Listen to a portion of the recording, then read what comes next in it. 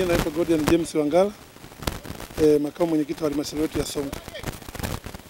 Juu ya mnada wetu uliofanikiwa, kulikuwa na utata kidogo juu ya wafanyabiashara na wakulima.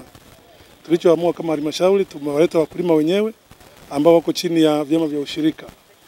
Walipofika tumekaa nao, tumetoa maelekezo na elimu juu ya biashara ya mwaka huu ambayo bado kuna soko linasumbua upande wa dunia.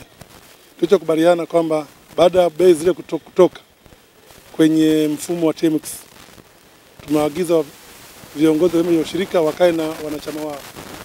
Basi baadaye wametoa maamuzi kwamba sisi biashara tumekubali, mnada uendelee, tumekubaliana hivyo. 2020 kuja huku watu walikuwa wanauza ufuta kiholela. Walikuwa wanauza Mbarizi na maeneo mengine. Kwa kweli bei zao zilikuwa sio rafiki kwa mkulima. Sisi kama halmashauri ilipofika 2021 tulitoa maamuzi ya kwenda kujifunza mfumo wa stakabadhi kwenye mkoa wa Lindi, halmashauri ya Nachingwea pamoja na Luangwa. Tulipojifunza mwaka 2023 tulikuja tukapita kwenye kata zote 18 na tukatoa elimu, wananchi wakaelewa elimu kwamba kumbe mfumo wa stakabadhi ghalani unaweza kutusaidia.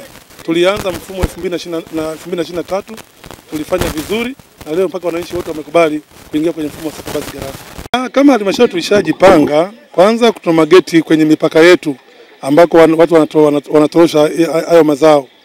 Tumeweka walinzi kwenye mageti na hata kuna doria za halmashauri ambazo tumeziweka.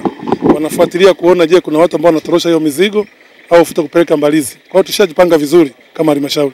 Kila kona kuna mageti na mkurugenzi mtendaji tulishaunda kamati maalum ambayo inashughulikia mapato kwa kuzunguka kuangalia wapi wanatorosha hayo mapato yetu halmashauri.